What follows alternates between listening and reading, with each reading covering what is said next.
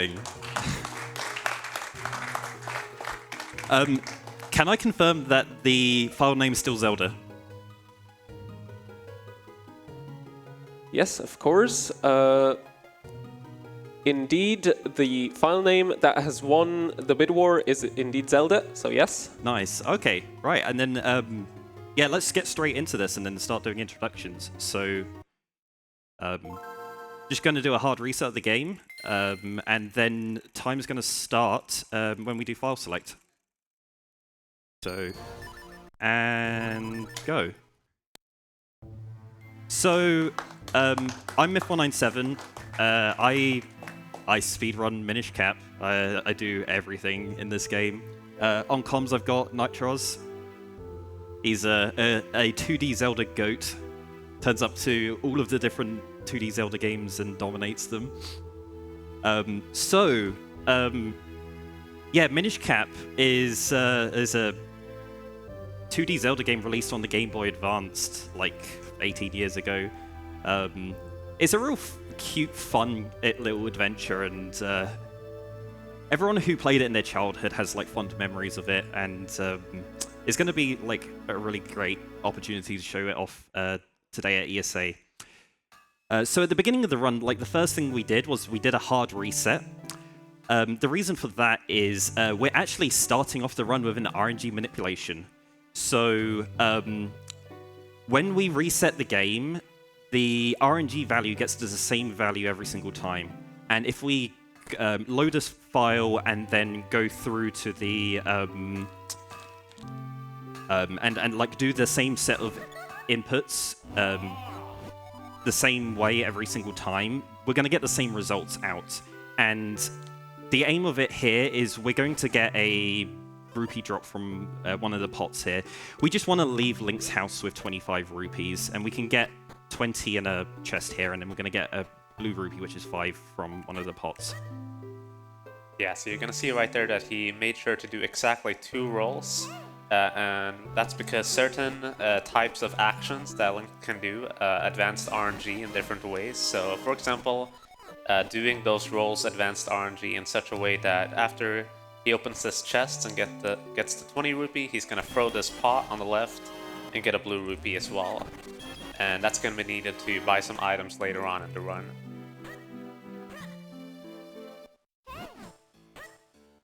So this is the intro sequence of the game where we are introduced to the world, and Zelda is our friend, and she's going to take us to the Picori Festival, which is just this festival that's happening in town. And the gameplay here is pretty simplistic. It's just we're going to be moving as quickly as possible to Zelda and talking to her. So this is quite a rare thing to see in a 2D Zelda game, is that we can roll. I think the only other game is like Four Swords Adventures. Yeah. And rolling makes this speedrun quite unique, where we, you know, we just come off the tail end of the Dark Souls block, so you roll to dodge enemy attacks, and that we're going to do the same thing here. Link also gets a minor speed boost as well when we're rolling, so we try and time our rolls perfectly here.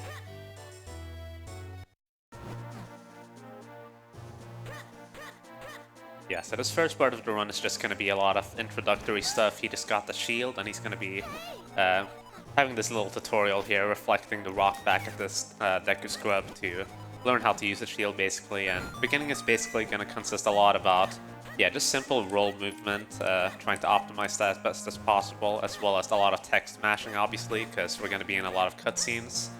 Text mashing in this game is actually quite interesting in that essentially, to go as fast as possible, you want to always hold down the B button and basically just swirl around the D-pad, as you can see. And each of the times he presses a direction on the D-pad, that advances the text.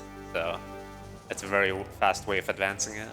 So I play this game with 2 control mechanisms. The vast majority of the gameplay, I'm going to be playing on a keyboard because it's got like nice, tight, precise controls. However, but I do have a regular controller that I use for text mashing during the intro. It's pretty much exactly the same speed as if I was doing it on keyboard, but it's far less enduring on like my hands, and you know, it's better to keep an eye on your health when you're doing speedrunning, and then go for the control options that are the healthiest choice for you.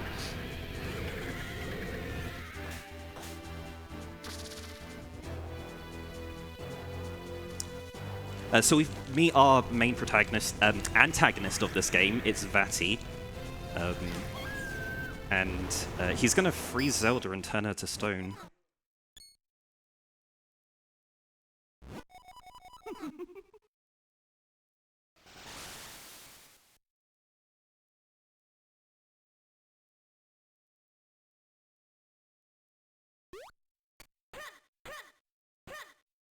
Yeah, so just a few more cutscenes here. We're gonna get our first main attacking item of the game, which is the sword, and after that we're gonna be pretty much on our way to the first dungeon. So after just a couple of more text box sequences here. Yeah, I think now's a good time to have a donation. All right, we do have a few donations. The first one is by Smurgled Dwarf with $25, saying, "Why are the Picori governed by an elder instead of a prime minister?" This donation is going to the bonus category of Super Mario Land 2, any percent. And we have another donation by Space Phoenix with $100, saying, "Getting up early to watch my favorite Zelda game live. Good luck." Thank you very much. This is going to the Argix Cursed Sonic costume incentive. If you want to see that, make sure to donate. It will be very great to see. Thank you. So now we're into the main gameplay of this game, which is enemies have spawned in the overworld now, and for pretty much the rest of the game, we are going to have to try and avoid enemies as much as possible because they hurt us and we don't want that to happen. So we're going to make use of like our knowledge of like where the enemies are, but they're going to also move randomly, so we need to react to it and be able to like roll through them. Yeah, fortunately, as we mentioned earlier, rolling does give Link a good amount of invincibility frames where he's not able to be hurt by the enemy, so that's going to be used a lot in order to just quickly make it through these sections, even though the enemies get in the way a lot. Here he is. This is Eslo. So, Eslo is going to be our companion for this game, and he's right up there with, like, Fi and Navi for, like, most annoying sidekicks. Eslo is going to interrupt us every 5 seconds with these things that we call Eslo text boxes. So pretty much for the rest of the run, we're going to have to be dodging these text boxes. And by dodging them, I mean I'm going to know where they are and make sure I don't roll into them. If you roll into these triggers, they make you stand still for an extended duration, and it's so much slower than just walking into them normally. And yeah, here we're gonna get introduced to one of the main mechanics of this game, which Eslo lets us do, which is shrinking, with the help of this like stump here. And that's gonna turn us into this very like ant-sized Link called a Minish. That's basically gonna allow him to traverse further into the woods here, going through like these small logs and whatnot, and standing on a lily pad, and even like entering the first dungeon as well.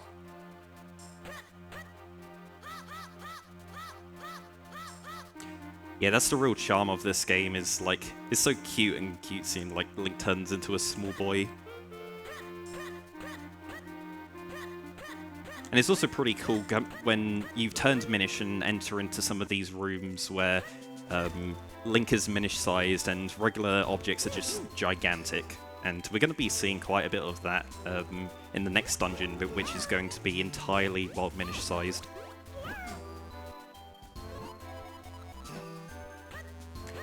So we've got a little bit of a side quest going here.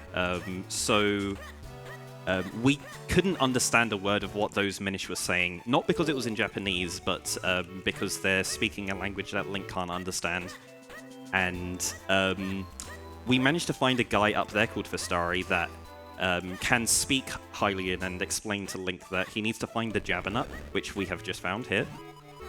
And now we're going to go and take it over to the Minish Elder, and he's going to give us, like, he's going to explain our quest for the entire game.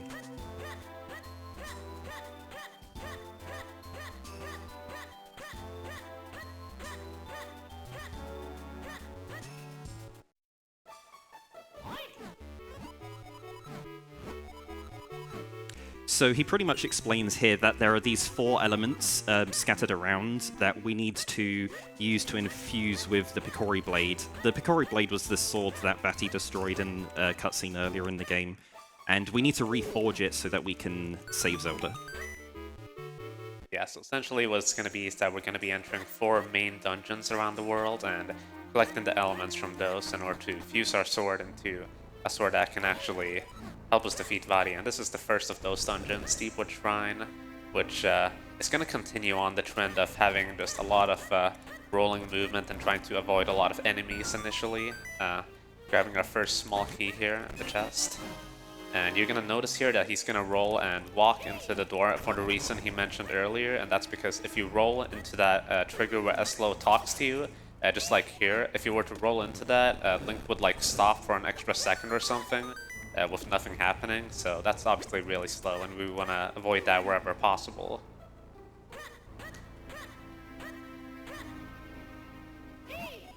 So we're in like the central room of this dungeon, which is got this giant, well, regular-sized wooden barrel, but it looks giant to us because we're Minish.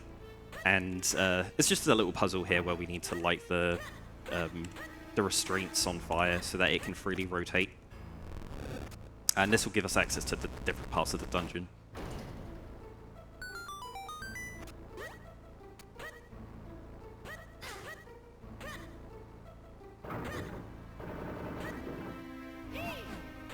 Yeah, oddly enough, there he actually did roll into an instance of Eslo talking to you, but for some reason when you're in that barrel, it actually does not slow us down, so that's a bit of an, I guess, inconsistency, but you saw that one, that he actually made sure to end this roll right before to walk into it, and we're just going to see that at many points in this dungeon overall, because it's sort of a tutorial dungeon, I suppose, where they introduce a lot of mechanics.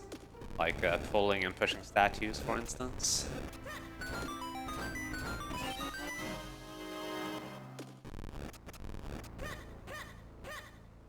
Yeah, all of these rooms are going to seem really simplistic, and it's like, oh, it's just, you know, standard Zelda stuff, little puzzles that you need to solve, and nothing too crazy, but there's a lot of micro-optimizations that we as a speedrun community have developed over the years to do this dungeon as quickly as possible. Yeah, like, one of the greatest parts of becoming, like, a better runner at this game is definitely optimizing your movement turns, cutting corners as well as possible, and maximizing the number of rolls you can do on every screen. Yeah, there you saw him actually pick up a pot on accident, and that's because picking things up and roll is on the same button, so that's just, it's very easy for that to happen on accident sometimes, and here's a very prime example of rolling into enemies to avoid damage. This room can be very obnoxious just due to how random these drop placements are.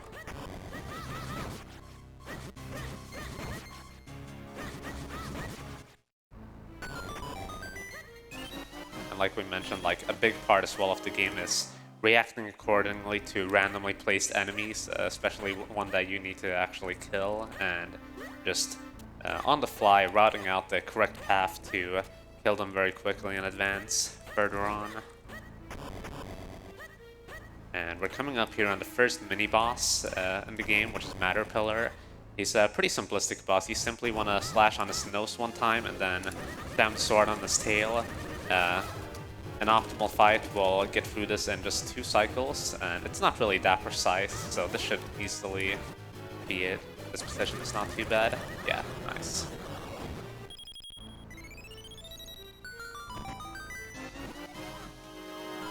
And here's the first item that is like in the game, like proper item that is in the sword or the shield, and it's the Gust Jar. I think it's the first entry in the Zelda franchise of this item, which you may recognize from Skyward Sword. I think it was called the Gust Bellows in that.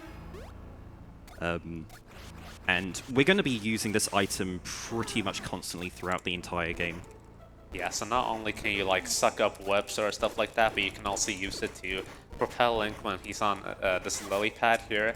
This lily pad section is very notoriously annoying, not only because the movement can feel very clunky on this lily pad and hard to get used to, but also because of these like flying pestos that are flying around in the room, which can really just annoy you and give you a really bad time. This is not going well. Yeah, when this room goes well, you don't really have to worry very much, but it can very easily become out of control if you just mess up one, like, Gustar press, and your movement gets messed up. All that needed to happen was that first pesto to get in the way, and now it's just pain. I'm sorry about the heart beeping, I'll resolve that soon.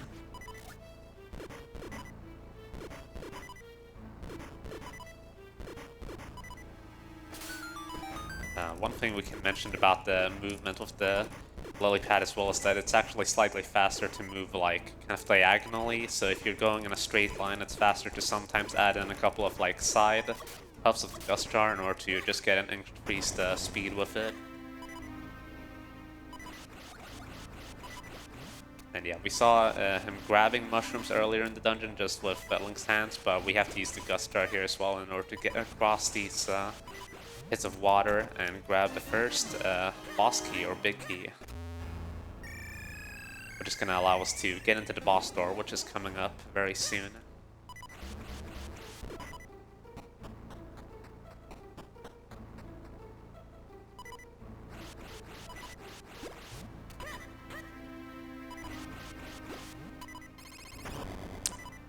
Yeah, and now we got the first boss of the game coming up. And as you can see, it's this regular-sized green choo-choo jelly, an enemy that you see all the time in the Zelda games. But we're Minish-sized, so it's actually going to be giant. Yeah, and as typical of many Zelda games, we're going to be using right away the dungeon that we obtain inside the dungeon. So this boss is basically just going to be that we suck on this guy for a while with the Gustar, and then after a while he will get into this phase where he's wobbling around, and we're just going to be continuously slashing with the sword once he drops on the floor.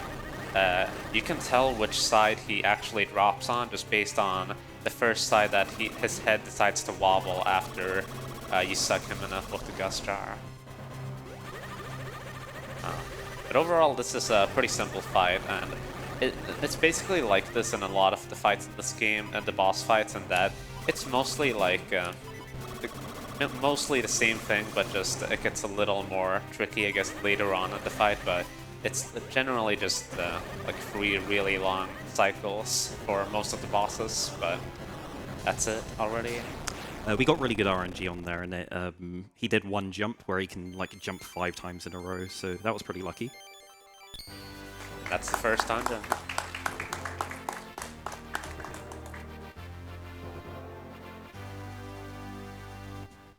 Right, here's this heart container I promised.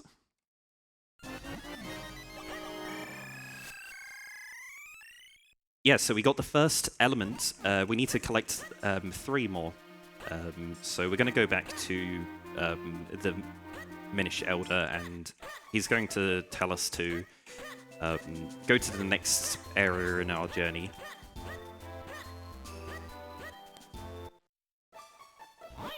He says we need to take the broken sword up to Mount Crenel and give it to one of the smiths there to reforge it into the Picori blade.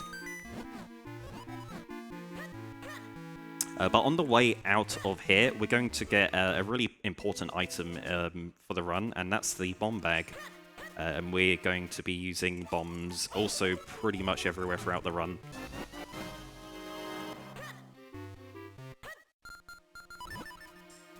Yeah, and we're gonna see a little instance, one of the first instances of optimizations with the bomb, that he's gonna pull it very early here in order to time it to explode right when he passes by these rocks.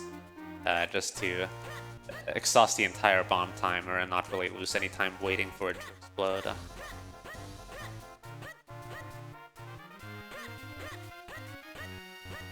So we've got a lot of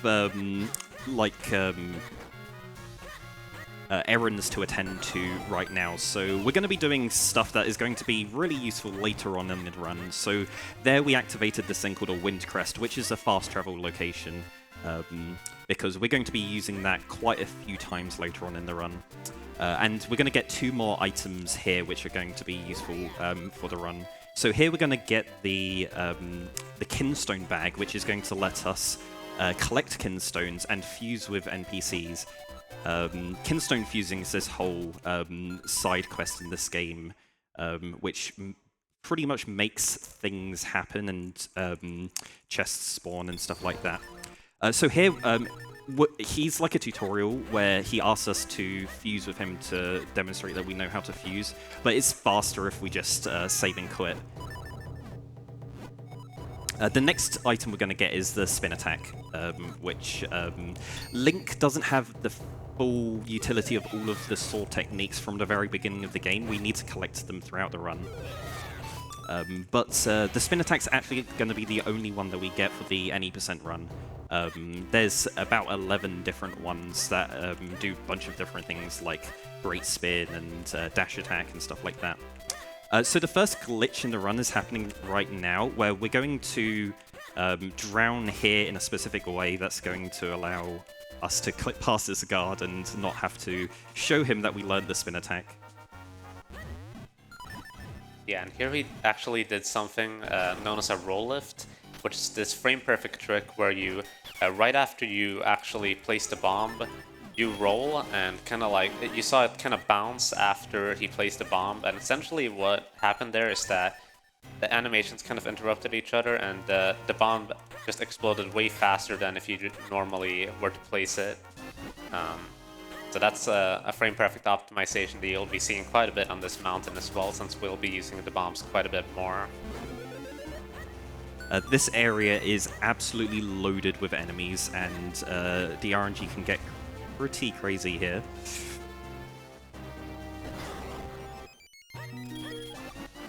Yeah, we're entering this cave to get some more rupees, and we're gonna get yet another one on top of this area here.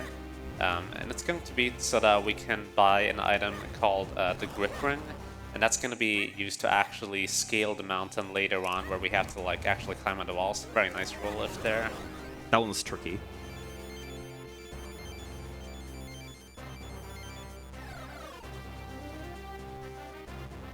Yeah, like the first kind of 30 minutes of this game are very close to like just a casual playthrough, in the sense that there's not really that many tricks besides that small god skip we did. So it's really coming down a lot to just how how good your fundamentals in the game are, really, like your movement, hex smashing skills, and the small optimizations as well, like the roll lifting, that really make the difference in these early parts of the game. Yeah, when I swap between any % and glitchless, I actually use the same, like I share my golds between the 2 different categories for the first like 30 minutes because they are literally identical. But when we get to the next dungeon, all hell's gonna break loose.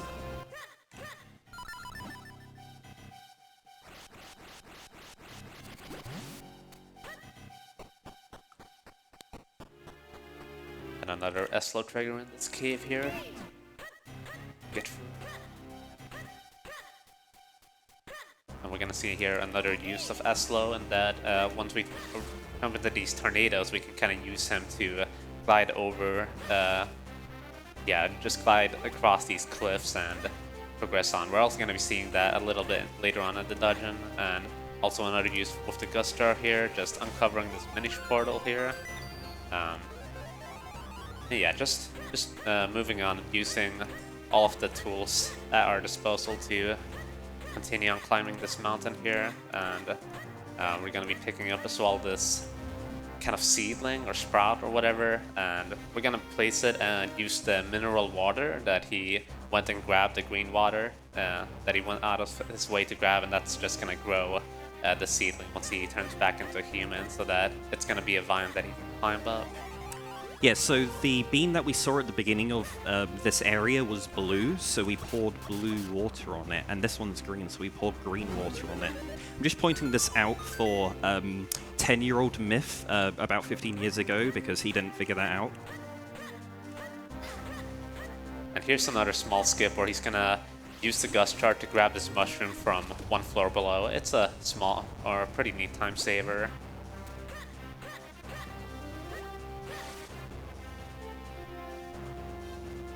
And here he's actually just gonna squeeze in between the tornado and the window where you can actually get onto that cliff to save some time and not have to get up through the tornado again.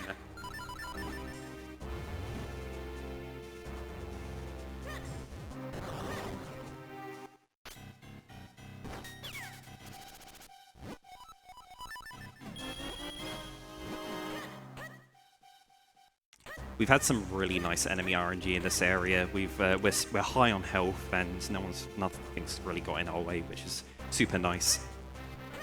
Yeah, this like area of the game is notoriously very dangerous because of this wall right here. So there's going to be these rocks that are randomly falling on the wall, and they're very difficult to avoid. So you see he just got hit by one, but we're just trying to continuously climbing without really slowing down at all, but while also trying to avoid damage from these rocks that will deal half a heart each to Link.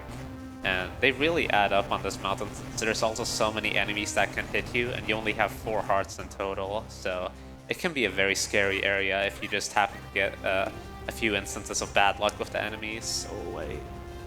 Okay. Yeah, that's a notoriously scary screen as well, but we got through it just fine.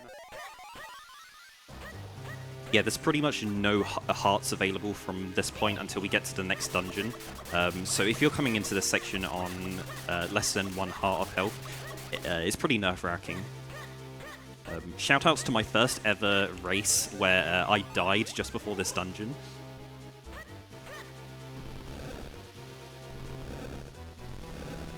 Yeah, and a very accelerating puzzle here, pushing this rock all the way through the screen in order to get it to cover a pit so that we can actually progress.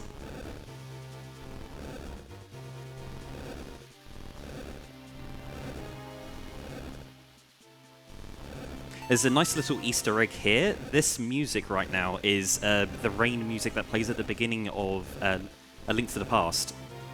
This game has a lot of little Easter eggs and like shoutouts to previous Zelda games. And so if you're a fan of like Ocarina of Time or A Link to the Past, there's so many like little characters or little things that you're going to recognize from those games.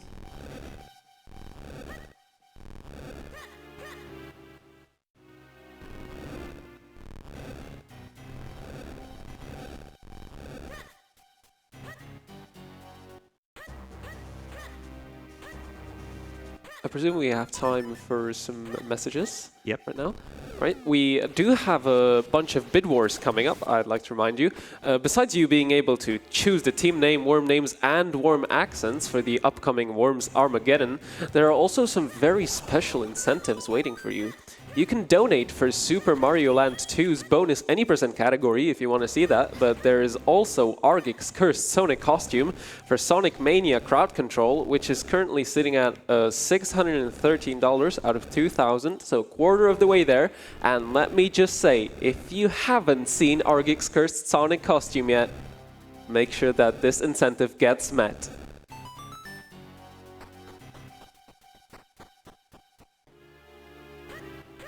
Yeah, so we're essentially coming up to the last major danger point, I suppose, before the dungeon. This is the last screen with enemies, but luckily we're pretty good with the health count coming out of that rock screen, so it's no problem at all, and we got through without getting hit in either case, so it's all fine.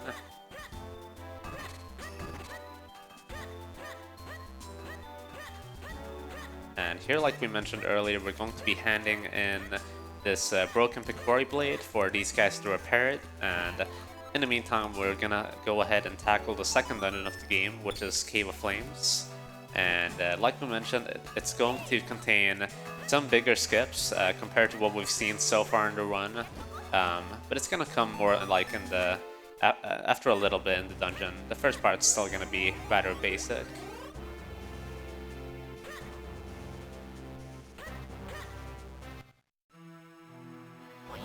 I'm still going to grab these hearts for safety.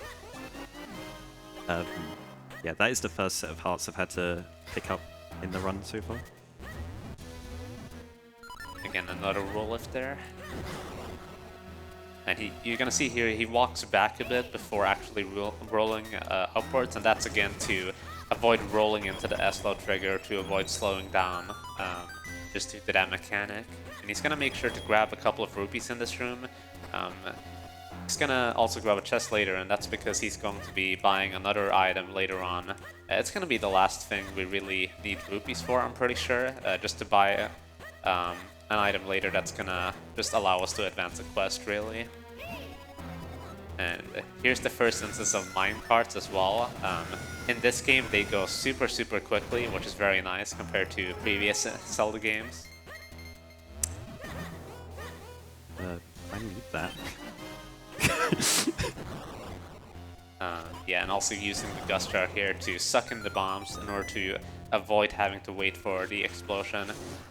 Very nice pattern in this room. Yeah, you have to beat all of these enemies. And yeah, if you get a good pattern like Myth just did, you can get suck off 3 of their masks in just 1 Gust Jar usage, which is really nice.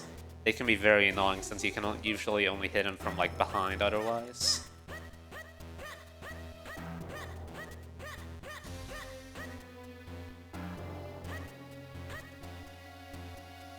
Yeah, so this dungeon's going to combine some Minish sections and these little tunnels that we have to be Minish sized to be able to traverse to get to later parts of the dungeon. So in the next room, we're going to be doing the first like major glitch of the run, and that is called diagonal angle retention. In this game, there is like a memory value which keeps track of what Link's facing direction is. So normally Link can face left, right, up, or down. And it's only those 4 different directions in regular gameplay. However, when you jump out of a hole, for some reason, it puts a diagonal value at in this memory address. And that really breaks certain interactions in the game that rely on Link facing in specific directions. So it's really going to bust how Link interacts with pushable objects. So we're going to exploit that here by having a diagonal angle and going up to this pillar here, and using the diagonal value, we're going to pull this pillar diagonally out of bounds. Doing this is going to delete the loading zone for this doorway, which means that we can go up out of this room and into out of bounds and get to a later part of the dungeon. But first we're going to pull this pillar back into bounds and grab it for a small key.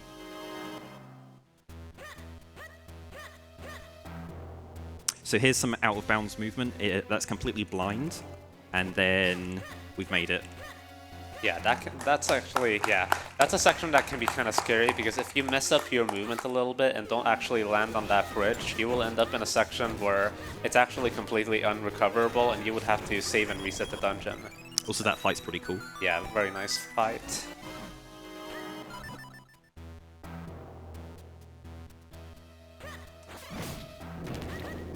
And yeah, we just got the item of the dungeon as well, which is this cane here, which can flip stuff over. It's also going to be used for the boss later, but not really much else, since we're going to be completely skipping the last part of the dungeon as well after this section here coming up. Just rolling through here with the Minish.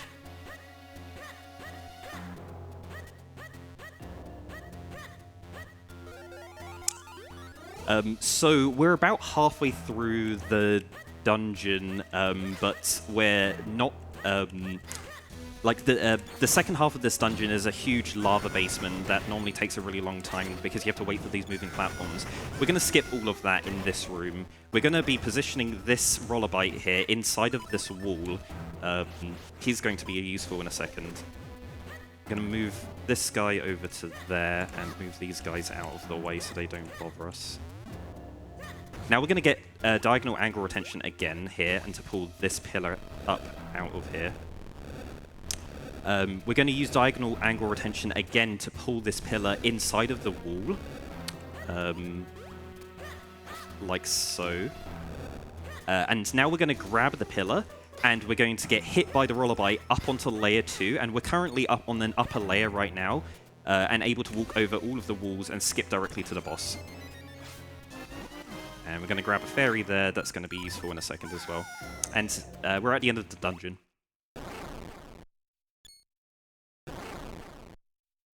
So yeah, this is the second dungeon boss, I guess, and this is Gleerock. Essentially how this fight is going to go is that he's going to be using the cane on his like rock kind of shell, and once that breaks he's going to extend his neck in order for you to be able to go across and hit his weak spot in the middle there, and that's going to repeat itself essentially 3 times. And then there's these middle like intermission parts, or whatever you want to call them, where lava's expanding and it's just going to drop a lot of rocks, and you just have to avoid them and not take any damage. Fun fact, there are Gleerocks on the walls.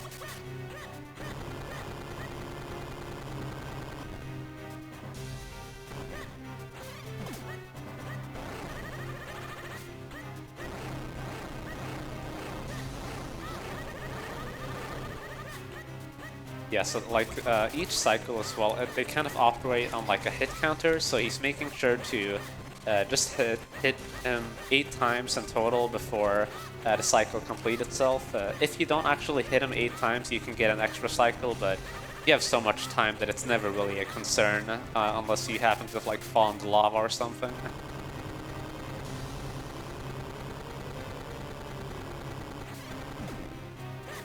Yeah, these 2 first dungeon bosses have been really simplistic, but the bosses do get far more challenging later on in the run.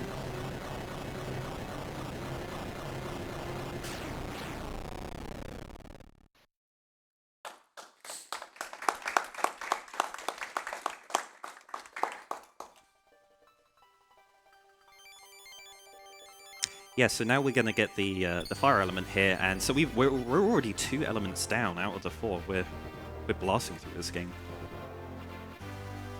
Essentially halfway done.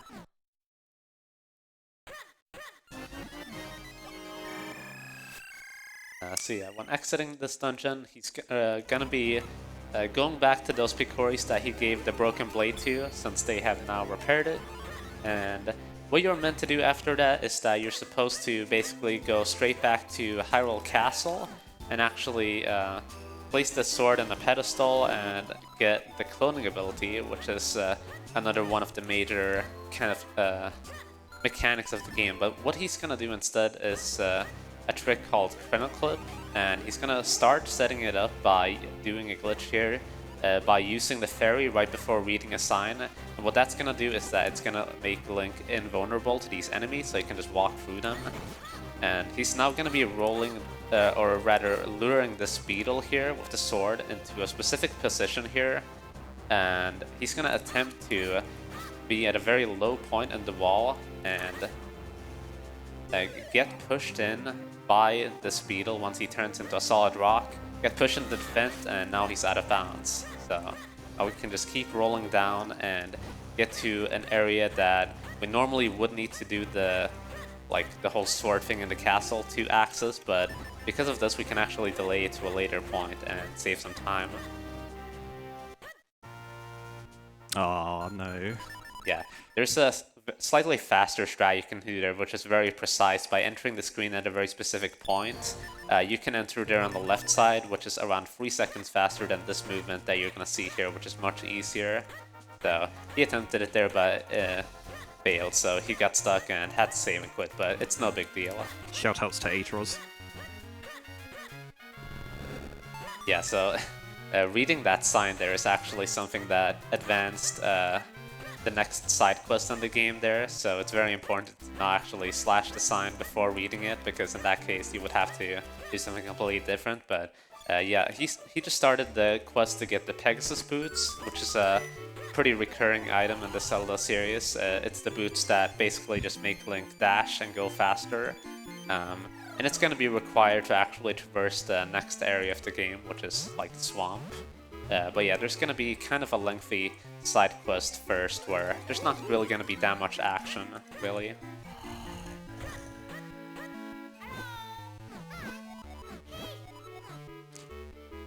Yeah, anyone familiar with anyone familiar with European folklore will probably recognize this as the tale of the shoemaker and the fairies.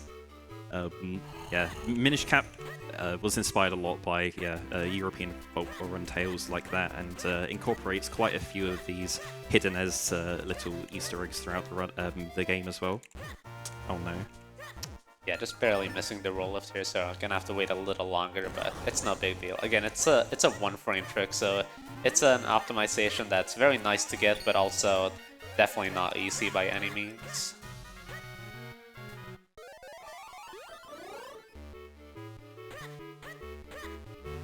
He's going to be going inside the house as a Minish and then retrieving the key, because I guess they just locked themselves out somehow. And he's going to be giving the key back to town here in order to actually access the rest of this ranch, in which he's going to traverse and get back to the woods from earlier in the game. I don't know how they're not suspicious of Link. It was like, why do you have our spare key? What are you... we lost that.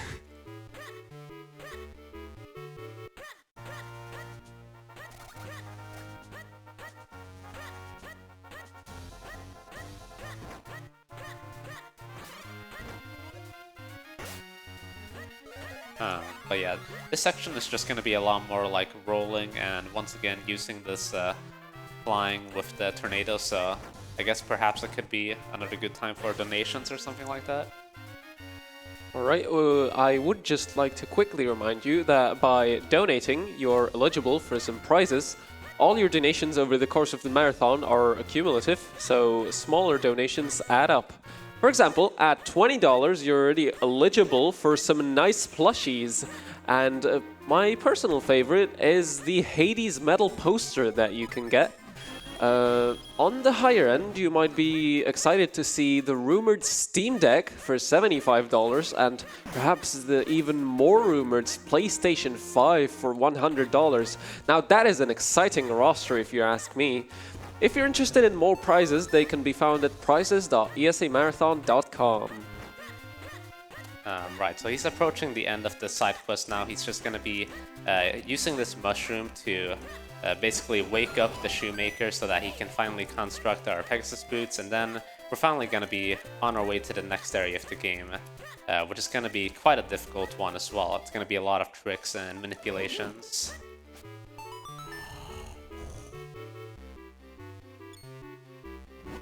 Yeah, the next 10 minutes are honestly one of the most intense and challenging parts of the entire speedrun. So yeah, he just got the Pegasus boots, and they're basically going to be allowing Link to move at a very fast pace like this. We are still going to be using rolling in some places for shorter distances, though, such as that, because as you may notice at some points when you enter an area, is that the boots have this charge up animation that wastes a little bit of time compared to just rolling. So the general rule of thumb is that if you have to cover a distance that's like greater than 3 rolls essentially is when you want to use the boots, as well as dashing on these like bridges here. They're diagonal. So we're going to get the next item in the run, which is the bow and arrow. To unlock it, we need to do a little fight here with some Moldozers that spawn, which are one of the enemies that we were fighting earlier in the game. Yeah, it's also another instance of a lot of enemy randomness here, and dealing with this properly without taking damage as well as can be quite tough depending on the pattern of the game. So that was a fairly decent fight, I would say, based on the pattern there. And he's going to be save warping here and setting up for an RNG manipulation. So what he's going to try doing here is that he's going to be doing very specific movement along with slashing and dashing here in order to get these kinstones from this grass here. And these kinstones are going to be useful after the next dungeon in order to... yeah. Never mind. So in total there with this manipulation you can get 4 kinstones there, but the last one is very precise timing to get, so he's just going to be doing it over again to get the second kinstone, since you would get that one as a duplicate from the last one here. And after this, we're going to be setting up for one of the more major skips once again, and one of the notoriously, I guess, infamous tricks in this game, which is Piat Clip. So it's going to start off with him trying to move through this swamp here with a very specific movement. Yeah, the rope was bad. Yeah, it's very annoying because there's so many like enemies and all of the stuff in the swamp that rolls RNG if you're not careful. So you have to do things very specifically. So yeah, there he like barely messed up his dash a little bit, which just like that small thing is enough to kill the Manip. But what he's trying to do is that to make the P-hat appear right next to the platform here to the right, which should happen right now, yeah. And he's gonna pull him up on the platform by using the Gustar here. And he's essentially gonna kind of attempt to do the same thing that we did on top of Mount Crenel with the Beetle, pushing him into the fence in order to kind of get on a different layer in this case. So he's gonna be luring him towards the fence here and then using the shield to bump him into the correct position. And with proper movement, it is possible to flip between them into the fence. Just like that. Very nice. Yeah. That was first try. Nice job. That clip had been ruining me in practice. That is better than I have done in all of the practice earlier today. And yeah, so you see here, he entered this screen way out of bounds, and just by dashing out of bounds, he was able to enter this dungeon and skip this massive section here. It saves a ton of time, this trick, so it was very nice to get it like that. And now we're in the third end of the game, this Fortress of Winds, and it's going to be featuring even more tricks right off the bat here, along with a manipulation that he just saved and quit for. So he's going to be manipulating one of these Armos enemies rolling up, and he's going to be creating what I like to call the Armos sandwich, in which case you kind of sandwich Link in between two Armoses, and that's going to allow him to pull that lever that's behind that Armos you can see right there. Very nice, yeah. And normally what you'd have to do is turn into a Minish and then enter that kind of like sleeping Armos and activate him, turn back into human form, and all of this stuff in order to access that lever to activate the small key. But obviously you can just do that as well and save a bunch of time. For a while we thought that was TAS only until we decided to try and make a setup, and yeah, we now save 30 seconds. Yeah, it's one of the many tricks that was found by fellow runner and scientist of this game, Toadswoot. He's found a lot of tricks in this game, as well as another glitch hunter called Solidified Gaming, which also found the trick we saw earlier, the Piat clip, and also a bunch of other skips. So big shoutouts to them for finding just a ton of stuff in this game and making the run very, very cool and interesting. Oh, nice RNG. Nice pattern here. So yeah, this Darknut can do multiple different patterns, and you want him to dash into the wall just like that, so you can just bonk over him with the boots and quickly just get the 4 slashes in to kill him.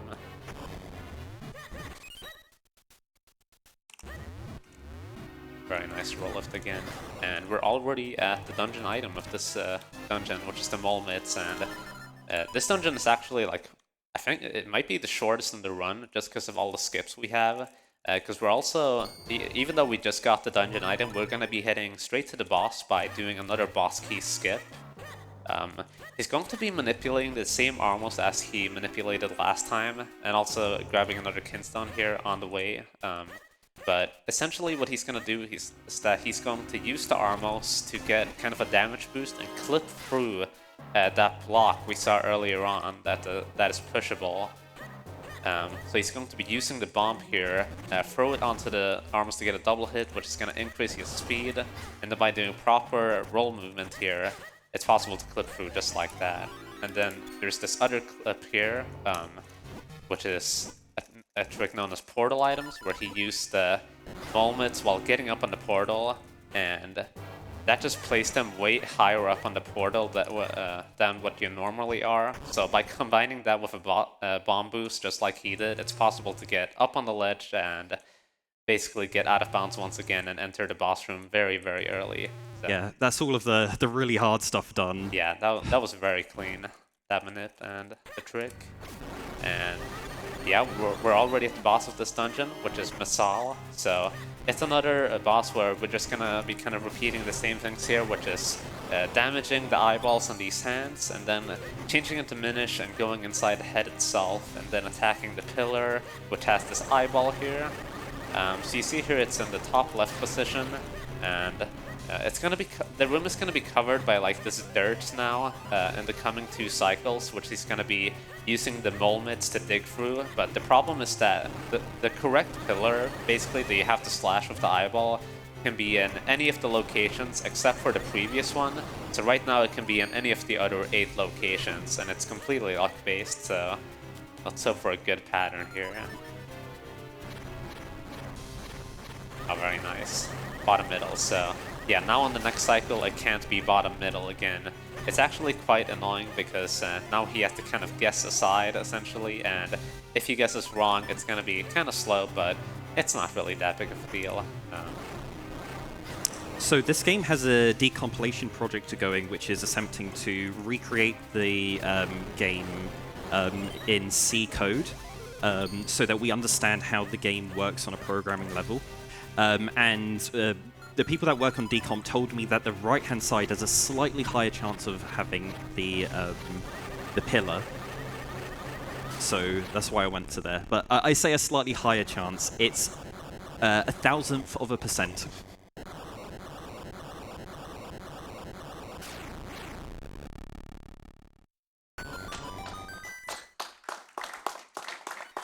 And yeah, that's the end of the dungeon. So you see here he actually skipped past that heart container. It's because this next section is not really that dangerous in between the dungeons, so it's very unlikely to die here. So skipping the heart container, just a minor time save to not see the text box and all of that stuff.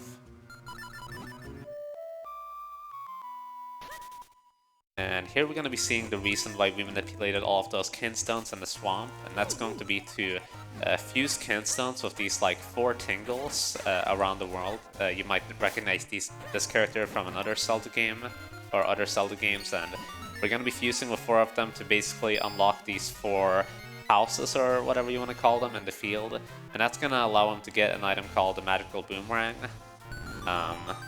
But you have to talk to this first tingle to actually activate all of the other ones, which is something many runners, including myself, have forgotten to do in many attempts before. So, but yeah, he's gonna be basically putting all the kinstones that he got throughout this section to use here in order to get that optional item, because you don't actually need the Magical Boomerang to beat the game. In fact, I believe it's skipped in the glitchless category, since it's never really required. But we're going to be using it in the next dungeon for a pretty large skip as well, which is going to be pretty cool to see.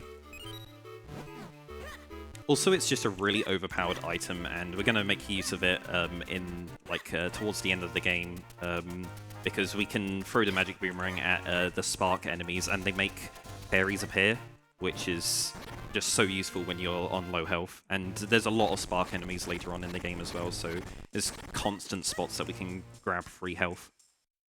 Yeah, the late game in this game can be very dangerous because the enemies, a lot of the enemies in the late game, they do end up doing a lot more damage, but because we're skipping so much, we actually have very little health, even in the last couple of dungeons, so just having those safety fairies and bottles can be very crucial if the enemies just give you a really tough time. So before the dungeon we just did, we were supposed to have upgraded our sword to the red sword. So we're going to do that now because we need to make use of the cloning mechanic to be able to get to the next Tingle Brother to fuse with them. So yeah, there's going to be a long cutscene here, so now's a great time to have some messages. Alright, we do have a donation by Princess Nico Cakes with $20 saying, and let me prepare for this. This is going to the Argix Cursed Sonic costume, which is currently at 633, so keep pushing those donations in. I am very excited to see that. Thank you very much. And yeah, like I mentioned earlier, here he's going to be placing the sword into the pedestal, and basically the elements that we're getting, they upgrade the sword in order to unlock this another main mechanic of the game, which is clones. So basically, when you charge your sword and step onto these like panels that can be found in various spots around the world, you can get clones of Link that can. They're not really useful for that many things, but you can like slash your sword with them and you can step on buttons, but if you like lead them into like a solid wall or anything like that, they just disintegrate. So but right here we're going to be using it to actually leave this kind of palace by just using it to hit these two switches, which we would normally have no way of hitting with just Link alone.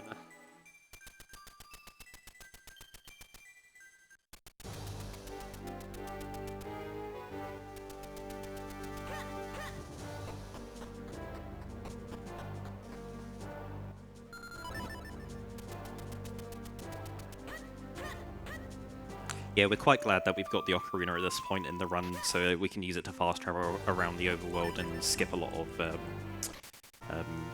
unnecessary backtracking and movement. Yeah, and it's also like the reason why we unlocked all of those wind quests earlier on in the run for fast traveling, partly for this section and also a couple of the later ones. But yeah, this one is especially important since the tingles are so spread out here. But it's just one more left to fuse within the ranch. And after that, we're going to be coming up on the item itself. Oh no. Oh, I'm so bad.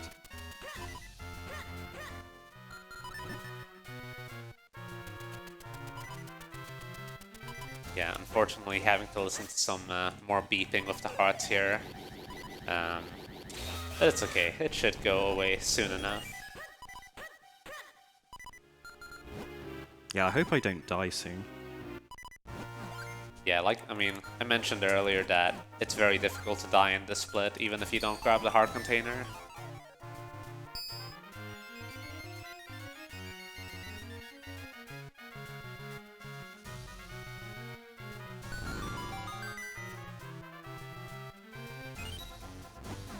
Fortunately, on that screen where he was unlocking all of those houses, there's actually no enemies spawned quite yet, because there's a trigger which we have to visit, which we're gonna be doing shortly, which actually unlocks the enemies here, but it's gonna have to wait a little bit, because first we're gonna be hitting these buttons and these 4 entrances in order to actually spawn an entrance in the middle where we can just enter and access the big chest, which holds our magical boomerang. But after this 3rd house, he's actually going to be taking a very, very slight detour by rolling up on the screen, and he's going to be activating this Moblin fight. It can be a little scary with low health, but there's a pretty easy strat for it, which can normally take care of it pretty quickly. But yeah, we were supposed to do this like after beating Cave of Flames, so we've delayed it quite a bit, but we do it right now because after we unlock the entrance here in the middle, it can kind of mess up this fight if we actually do it later.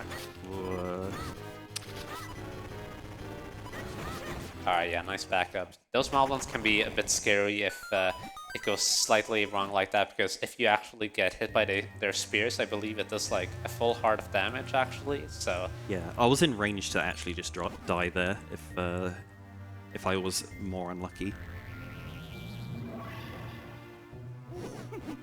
Yeah, we do still have the fairy, but we do actually want to keep it for a trick that's going to be coming up before the next dungeon. So there is a backup fairy, but it's obviously much faster to just keep the one that we've had all this time since Cave of Flames.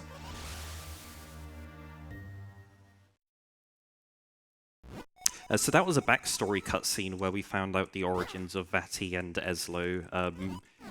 Vati was his apprentice, was Eslo's apprentice, and Eslo wasn't always a hat. He used to be a Minish, and he got turned into a hat by Vati.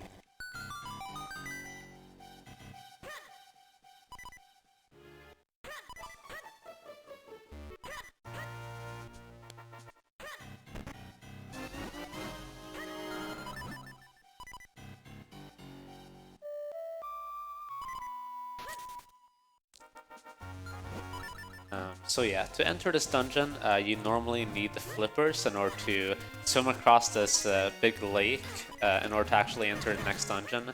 But we're going to be doing something quite different. So in the last dungeon, he got the dungeon item at the very end, which is the Ocarina. And there's this really crazy glitch in this game called the Ocarina glitch, which is normally performed off of like entrances or stairways. So he's gonna die on the same frame as opening this door, which is gonna keep the entrance open.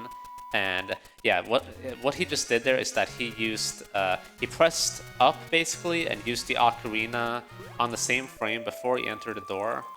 And what that did is that it put the game into this state where it kind of thinks you're still playing the Ocarina, and a lot of things are kind of frozen. And one of the effects of that is that you can walk over water just like that. But it's a very scary trick because actually laying that bomb and dashing at the same time for the setup, that part is frame perfect, and the Ocarina glitch itself is also frame perfect. And we're gonna be doing a couple more of those in this dungeon as well in order to break it quite a bit, because Temple of Droplets is actually, I'm pretty sure, the longest dungeon in this game in glitchless and a normal playthrough, but we have a ton of skips now that we have the Ocarina. And as I mentioned, you can also do the glitch on the staircases like here, and you can see like dashing over that pit as well as one of the side effects, and just being able to dash around this ice area now over the pits here. But what it also does is that it doesn't really follow very well when you go up and down layers. So what he just did there is that he went up the staircase, which updated his layer basically to a higher one, and then he went back down because it doesn't actually, you can only like ascend in layers, you can't actually go down. But because he went up the staircase, the game thinks he's like still on the upper floor, so he was able to like dash over everything there and enter this area much earlier to get the boss key. Yeah, we would normally have to use a small key to get to this boss key, and we're going to go back and grab that small key so that we can go to the later in the dungeon having a small key we weren't supposed to have, and that's going to let us get to the mini-boss much faster. Yeah, so just a little bit of backtracking here to the area that he unlocked earlier to do another Ocarina glitch as well. After doing this short, another ice puzzle here. You saw it earlier with the boss key. That one's definitely more major, but the ice physics in this game, as you can see, are very, very tricky to navigate through, especially when pushing those blocks, because they have very weird collision with their corners. That can be very, very frustrating at some points when the movement doesn't go as you intended to. But again, we're doing like a little bit of a setup to actually do this trick, and it is a frame perfect, so sometimes it can take quite a few tries like that. It's not really that big of a deal. But yeah, he's going to be actually now using the magical boomerang. I talked about earlier that it was going to be useful for a trick here. And essentially, if you throw the boomerang, and while it's still like coming back to Link, and you open that boss door, he can enter the boss door, but it doesn't really like transition properly, so that he can navigate out of bounds and now get around to this room, which is much later in the dungeon.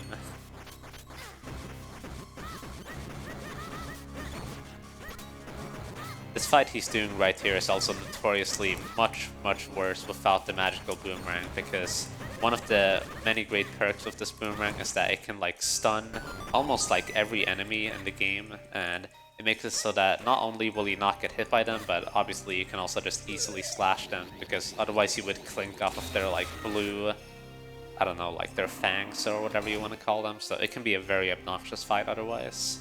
And something people don't realize at first, but if you like sword slash or do any kind of damage to the blue like mandibles of those enemies, they actually do recoil damage to Link, so you can kill yourself if you like, if it boomerang throws one of them at you and you kind of like sword slash it nowhere near to one of them.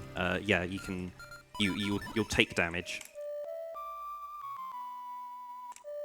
Yeah, and another Ocarina glitch here.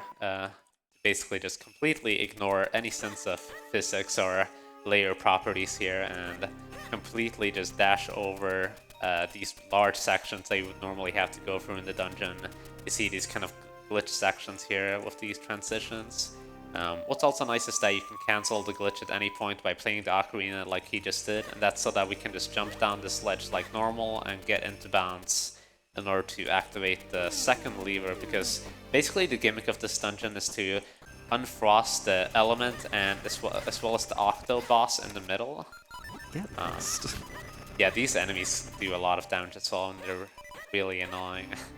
But yeah, we need to use our clones here to basically push these levers in order to shine light on the element and the boss here in the middle, which are covered by ice.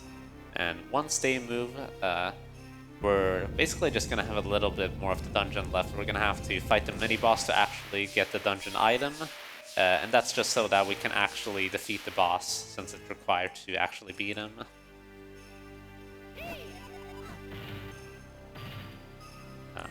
I'm guessing you're going to be grabbing a little bit of health here. Yeah, there's a couple of pots at the bottom of this ledge, and it's really easy to grab some health here. So.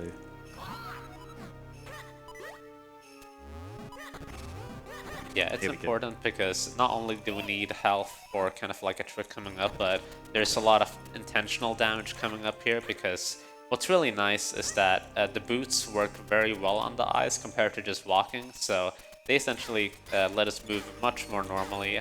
We can also just dash through those blade traps without getting knocked back if we're in the dashing animation, which makes that room way, way faster than it would be otherwise.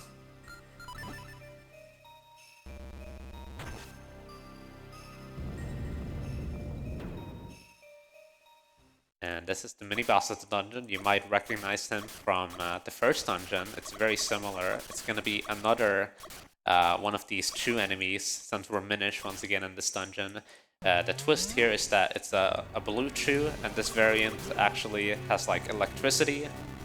So you have to wait for him to basically stop having the electric field around him to actually suck him of the gust jar here, in order to get him into the state where we can deal damage on him like this. But otherwise it's a very similar fight to the first dungeon, so not really much to say here really. It's very similar. The classic recycle. Yeah, this game just really likes the number 3 when it comes to the boss designs and the optimal cycles.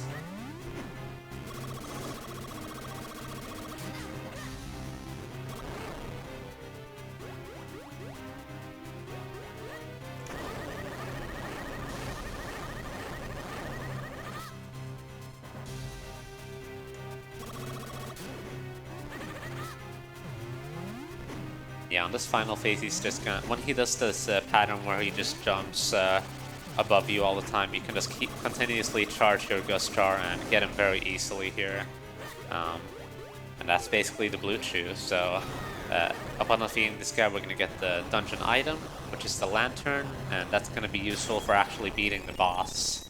And we're going to be saving quitting after this, and as with other saving quits, we're going to be starting an RNG manipulation here for the boss fight itself.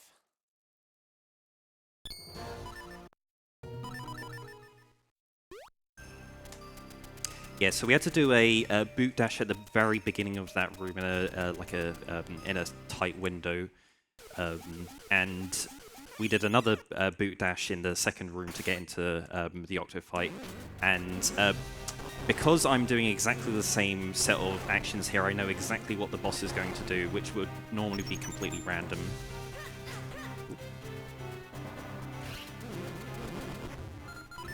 So we're going to light its tail on fire and come and stand up over here.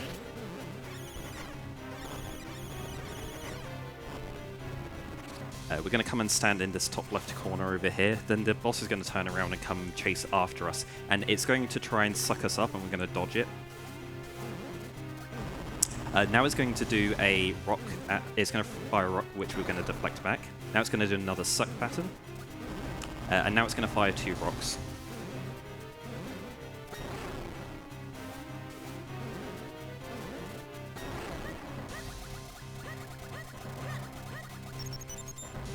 So yeah, we did a set number of rolls there and came and lit its tail, come and sit in this corner.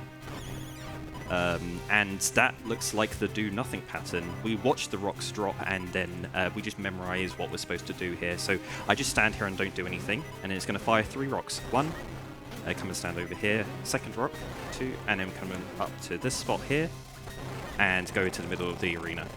And that's the boss.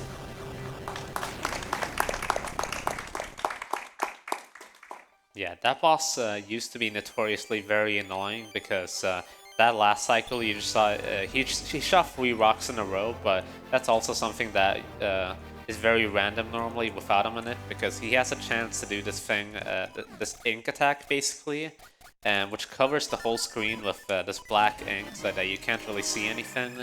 And you have to like wait for the Octoboss to just dash around in the room for around 30 seconds or something, as I think the time it loses per ink phase, and you can get up to 2 of those assuming you do everything correctly in the fight, which means that in theory, if you get unlucky and you don't have a manipulation like that, you can lose a whole minute to that boss just to pure randomness, which is obviously very annoying this late on in the run. We're very thankful that we have a manipulation to deal with that now. So now we've got the third element. It took a while since the last element that we picked up, but with all of the elements that we're collecting, we can come back to the castle and upgrade our swords to be able to create an additional clone. And this is going to be needed for the very first room of the next dungeon.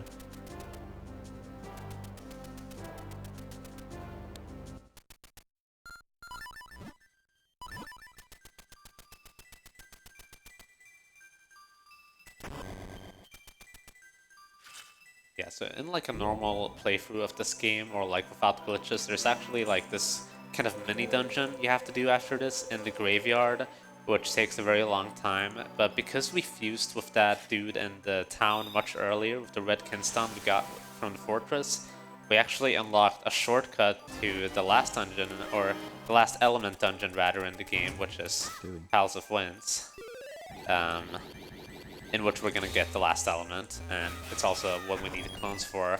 Of course, like normally you would think like, oh well, if we just unlock that shortcut, why do we have to go into that like mini dungeon? Why can't we just go to the dungeon normally? Well, there's this like huge side quest you have to do to get some kinstone or something to like fuse with people and go through this whole cloud top section to get to the dungeon, since it's like in the sky. But fortunately, since we opened the shortcut and the area that we get to in the shortcut is filled with staircases, if you paid attention at all, like in the last dungeon with the staircases as well, we can use ocarina glitches on the staircases, and we're going to be able to use that to basically just walk straight through these NPCs that are normally blocking the way here to proceed to the last dungeon. So,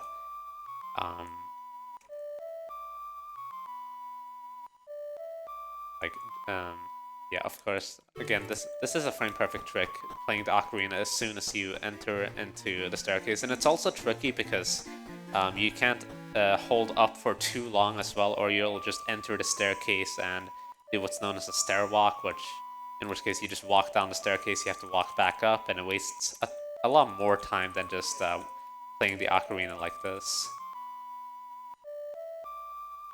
Sometimes it can take quite a few tries because, as we mentioned, it is a very precise trick. It's a 1-frame trick in a game that runs at about 60 frames per second, so that's like a 1/60th of a second window or something like that. I did that in practice. Yeah, just picking up a fairy here for a bit of safety, since there's quite a lot of enemies later on in the dungeon that can just really own you. Yeah. When it comes to the ocarina glitch, I always say you either get it first try or you get it 10th try. The first one I did in this run, I did get first try, so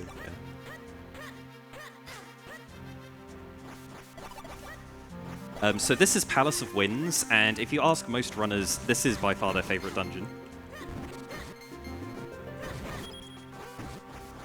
Yeah, this dungeon like combines a lot of the mechanics from previous dungeons, and it also makes very good use for nice seashell.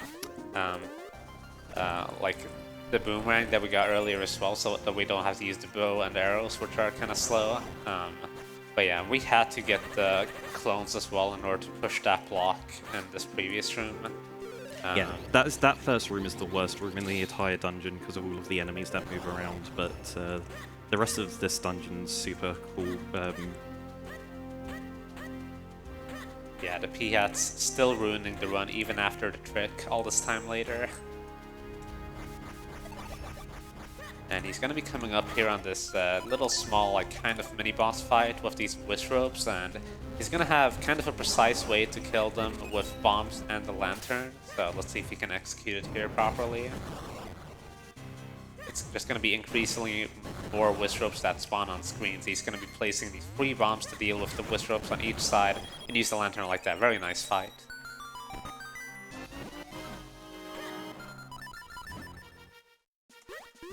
And we got the item of the dungeon, which is the Rock's Cape. It's gonna allow us to jump up these clouds like that and just jump over gaps in general to also reach that platform, which is... I don't think you're supposed to reach that platform from that point, but... Yeah, definitely not. With a very precise jump like that, you can just barely make it. And you also see him, like, kind of jump earlier on the... Or, actually, we should probably explain this first. So, he's using the arrows here. We're going to be setting up what's called a stair clip. So you see the staircase here to the right. They didn't really do a good job with this collision here, so if you align yourself properly and use the boost like that, you can just dash and clip out of bounds like this. It's a very silly trick that took a very, very long time to find, but it's super easy and just it saves a ton of time as well, so it's really nice to have. Yeah, this dungeon used to be one of the worst in the entire run a good like 4 or 5 years ago. And then Solidified Gaming came along and discovered both this trick here called Wurble Hop, where we're using a diagonal angle retention, which we did back in Cave of Flames, but in combination with the springing cane jump out of the hole to like jump diagonally to be able to skip a locked door there so that we can use a small key later in the dungeon. And also, they also discovered the stair clip, which saves a lot of time as well. We used to have to do this cutscene Ocarina glitch, where there was a one-time cutscene that we'd have to do an Ocarina glitch off, which is frame perfect, and you cannot retry. If you get to this point in your run and you fail it, then that is your run over. So we're glad that we don't have to do that anymore. And yeah, he's also coming up in this room here where he's going to be fighting these 2 ball and chain guards. It can actually be quite scary because the ball and chain like does a ton of damage when it's swinging around, but thankfully with the cape they're quite easy to manipulate, just throwing them the other way and just dealing with them with the sword.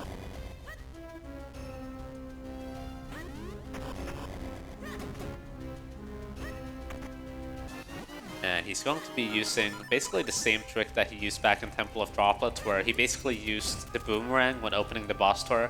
This time he's going to be using the lantern just because it's slightly faster, just like that. So he opened the door while using an item, and that allowed him to go out of bounds through the loading zones as it didn't really work properly.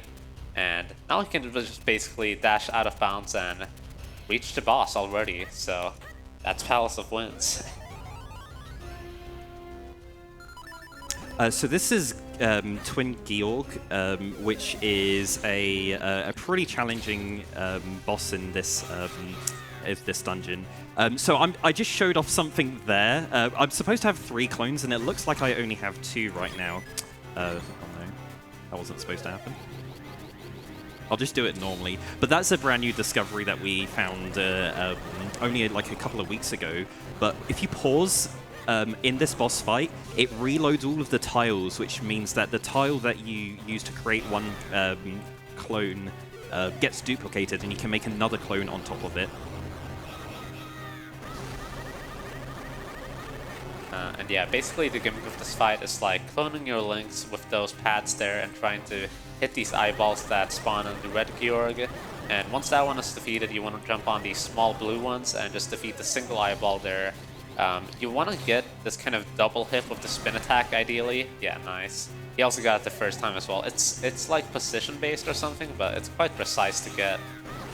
But yeah, that's just a lot of using the sword very quickly on this guy with all of the clones and clever positions. And it's a very clean fight so far. Yeah. It's just one more of these cycles left here. Really good RNG so far. Ah, yeah. I say that and then I get a bad eye pattern. Yes. It's possible to do some of these eye patterns without creating any clones, but all of the eyes need to be together, and there I had 2 eyes one side, 1 eye on the other side. But that was a really favourable boss fight. That can go way worse.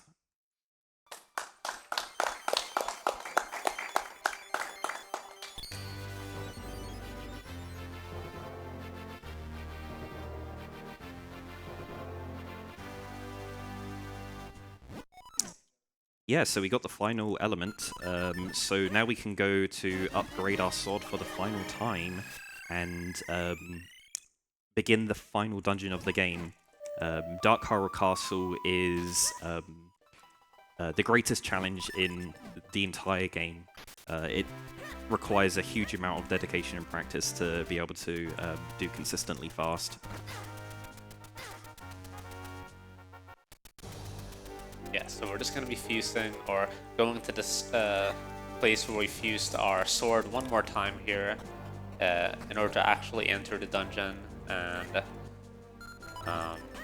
yeah, there's going to be a lot of cutscenes coming up, so if there's like a point where you like want to take a break or something, like just go and grab a drink or whatever you want to do, that would probably be a good time for people watching. And while you are staying hydrated, I would like to have some messages, if that's okay. Yeah, go ahead. Yes, I would just like to remind you, if you do ever feel like your donation may not be large enough to matter, that is very far away from the truth.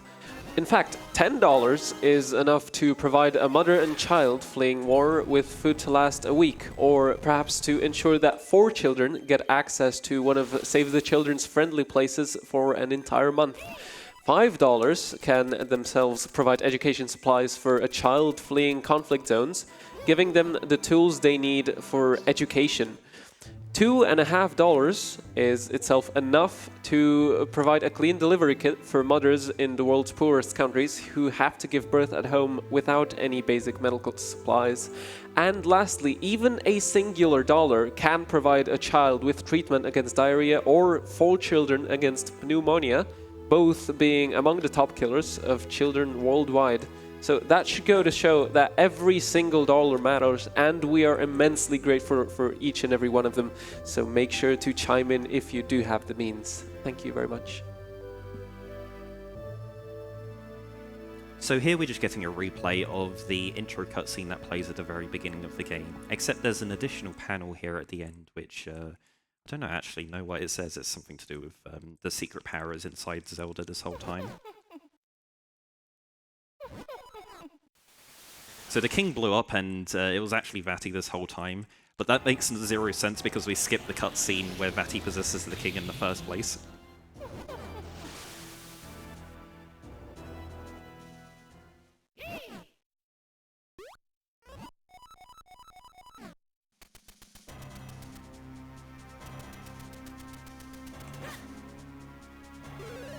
Yeah, once again, cloning here in order to press the buttons here, and he's going to be, right away, before actually entering the dungeon, he's going to be attempting a small little time saver called cutscene walking. Basically, what he's going to do is going to try freeing this guy at the same time as entering this cutscene with Eslo, just like that. And that's going to allow him to basically walk around while these people are like getting unstoned, or I guess, by the 4-sword charge. And you can just enter or exit this place much sooner than usual.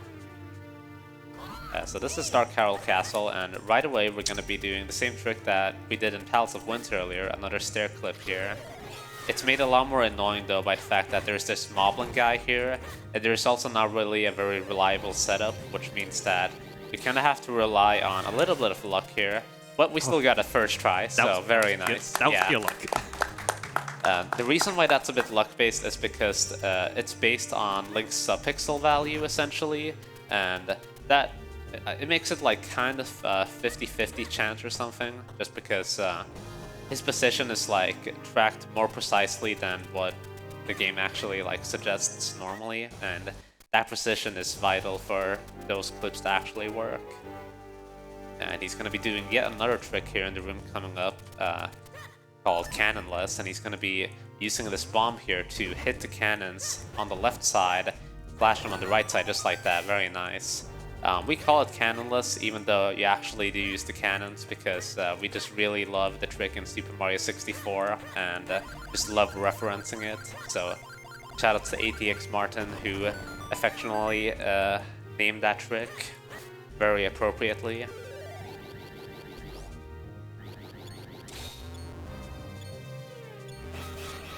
I don't think we've done enough Ocarina glitches. So we're about to do a bunch of Ocarina glitches. Yeah, and that's gonna just completely like break this dungeon, because there's this like whole outside section and all of this stuff that you have to do, but by using the Ocarina glitch, you've seen it earlier in the run just how busted it is and how much it allows us to skip by just walking over all of these sections. And it's gonna do very similar things here. Basically, like, the gimmick of this dungeon is that you're supposed to like defeat these dark nuts or something in like every corner of the dungeon to get these small keys, and you need 4 small keys in total to basically be able to get the boss key in order to enter the final boss. So right now he has 1, and he's gonna be dashing here to the bottom left side in order to get the second one, and then going to the opposite side to get the third one as well. So kind of repeating itself a little bit.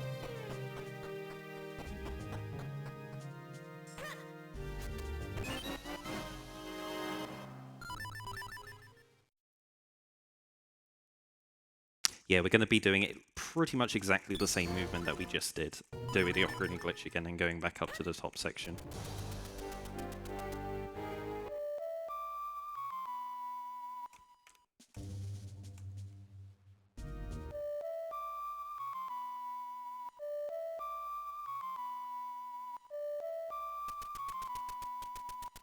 One thing that's, I guess, worth mentioning as well is that if you actually like do certain things on the same screen that you get the Ocarina glitch, it's you can actually soft lock the game in various ways, such as if you're, for example, a roll right after doing the Ocarina glitch on the same screen, the game just soft locks, and also if you like bonk with your dash. So you have to be a little careful in that room to not accidentally bonk the bottom wall, because that would be a soft lock and you would have to reset basically in order to retry again.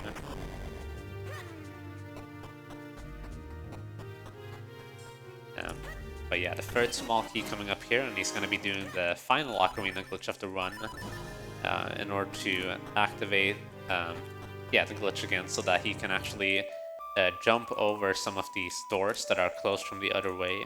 Because if he enters the doorway that's to the left of him right now, it's going to be like a shut door from the other way. But one property with the Ocarina glitch is that it's very annoying to mess it up in this room in particular because of these flaming wisps. There we go. Alright, there we go. So yeah, if you jump very precisely in this doorway, it's possible to just use the cape and jump over that doorway. And we're going to be using the same thing here once again. Yeah, very nice. And gonna be taking care of these guys once again. It's they're pretty similar to the ones in Palace of Winds, but just jumping over them makes them very easy, because they actually even take less slashes, I believe, now that we have the fully upgraded sword, which is quite nice.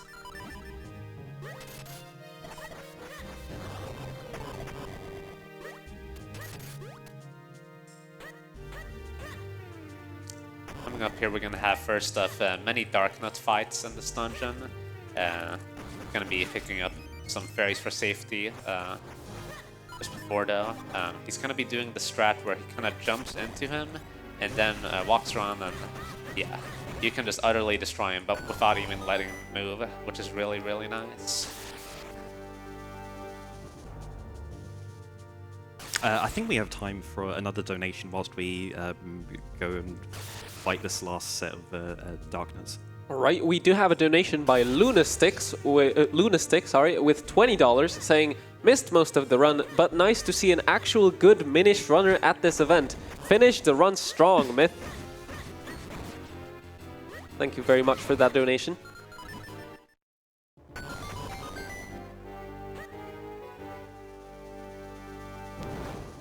Yeah, just a few more rooms here before we can get the fourth and final small key, like I mentioned, and then we're just going to be heading off to basically the final boss of the game. This ghost room here can be a bit annoying because you have to find the correct one of the 4 ghosts. It's basically the one that like flinches when you slash him. So unfortunately, it was the last one we checked, but luckily they were pretty close together, so it wasn't really that big of a time loss. And here's going to be saving and quitting and setting up for probably the one of the most important manipulations of the game. Is going to be attempting to manipulate the next kind of mini boss fight, as well as the first 2 phases of the final boss, which is very difficult to pull off, but it saves a ton of time because all 3 of those fights that I just mentioned have a ton of randomness in them and can waste a lot of time if you get unlucky. So yeah, we're gonna be getting the big key first here, and just like earlier in the run, he's making sure to do very specific movement with using the boots or rolling and all of that stuff to precisely roll the RNG to a very certain value in order to get the ideal ones by the time he gets to the fight. So yeah, he's also going to be abusing once again. When you're dashing, you don't actually get knocked back, so you can just dash through that guy. This is one of the more difficult rooms of the manip, because you have to get through this room with a bunch of Keatons. They can be notoriously annoying because of their movement. Yeah, that's unfortunate. So, gonna have to do them, I guess, without a manip, but it should be alright. Even if you get pretty bad luck, it usually doesn't really... It shouldn't spiral out of control that badly. But yeah, this darkness fight here, you basically want them, at least this middle guy, to dash towards the wall, which he did not do here, so we have to just kind of deal with them by jumping diagonally to them and slashing them at their weak point. It can be kind of a finicky fight just because there's 3 of them at the same time, and there's always one trying to attack you, and they do quite a bit of damage as well, so...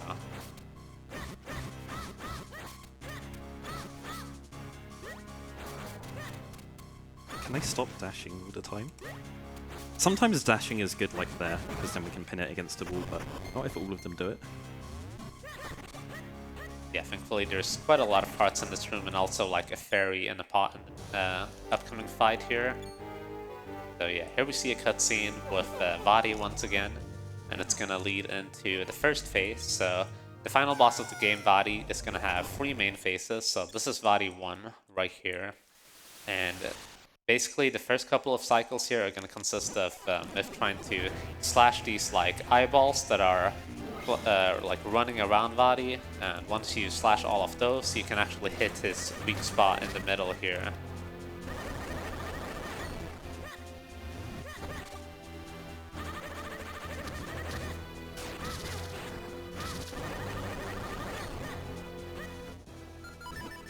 And he's going to be equipping the Gust Star as well for the phase coming up. And you see here exactly what can be so annoying. This fight, Vadi can basically do these teleports around the room, which are very, very obnoxious, and if we had a manipulation, we would obviously have it be a very minimal amount of those teleports, but because it's totally random now, he can, in theory, warp around as much as he wants. That was a very good pattern, though. That was pretty damn good luck for having no manip. The one I'm more terrified about is this guy. Yeah. The arch nemesis of everyone who plays this game, Batty 2. Yeah, so there's a bit of a trick in this fight. Normally, when you do this fight, you basically have to... So you have to shoot these eyeballs here and then use your clones in order to hit them all at the same time. That's going to uncover his weak spot in the middle.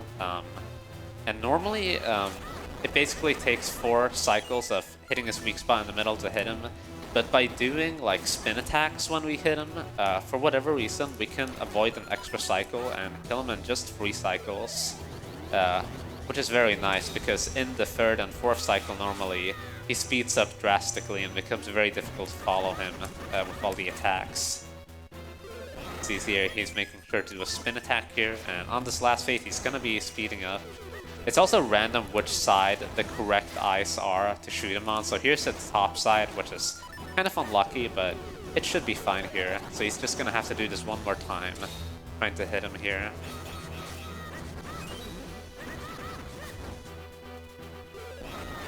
Very nice body too as well, yeah. Really good, yeah. For a non-minute fight, that went incredibly well. I'm really happy about those.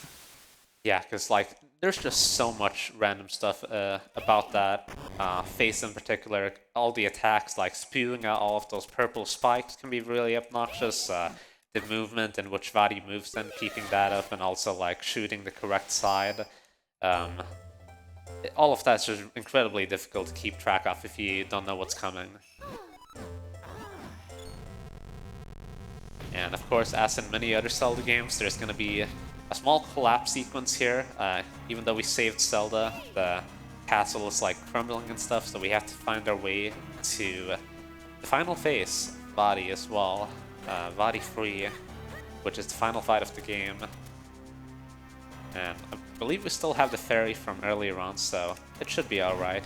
He's gonna try doing the stair clip here again for some additional swag. Go. Nice. That does save no time, it was for swag. Yeah, just for fun.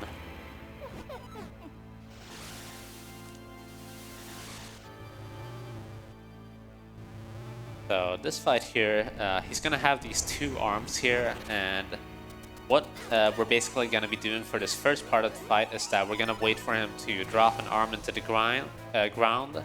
We're gonna use the cane in order to like kind of disarm the arm, and then go into Minish form, go in here and basically attack the main body core thing, which is the one where like the eye is like moving around.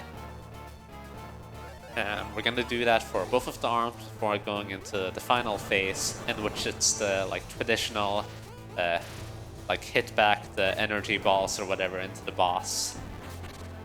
Let's go. Very nice. Oh, I jumped. Yeah. You can do the similar portal item glitch that we did all the way back in Fortress of Winds with the cane to save a tiny bit of time there, because you can be on the Minish portal instantly after disarming him, which can be quite nice. But yeah, now that we destroyed both of those arms, we're going to be going into this final phase like I mentioned. So he's going to be wanting to clone into the 4 links and hit back these energy balls that Vadi is shooting out. And slash him a few times, and this is once again going to repeat itself like 3 times. There's sort of a manipulation you can do, because Vadi has this other attack in this phase he can do, which is like the electric ball attack, which you cannot hit back, but if you just clone really quickly and stay close to Vadi, he will always do the energy balls, which is the ones that we want. So he's just going to do this one more time, and on the final hit of Vadi, that's going to be time. So coming up right here. And time. That's time.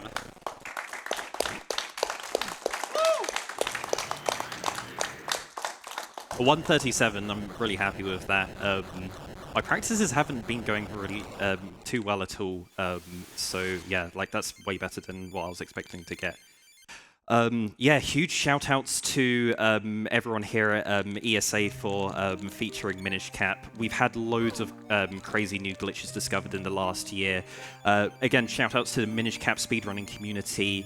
You guys are all awesome. We love seeing new people coming into the community to learn speedrunning this game, posting PBs in the Discord, and supporting all of the glitch hunters and people that are figuring out how this game works at a code level and breaking it apart. It's such an honor to be able to represent the community here. So thank you so much. Alright, thank you very much for the absolutely thrilling run. I have one more donation for you. Jack of Hearts 18 donated $20 saying, "Loving this Minish Cap run, thanks for showing it off, Myth." And the bid is going to the Worm's Armageddon, name for the worm, Lonk. So Okay, thank you very much once again for the donation and for the run. It was a pleasure to watch, and I'm very glad I got to witness it. It was a great showcase of skill. That will do it for this run, and coming up you can be excited for Naro running Toho, which will be very interesting, so stay around to see that.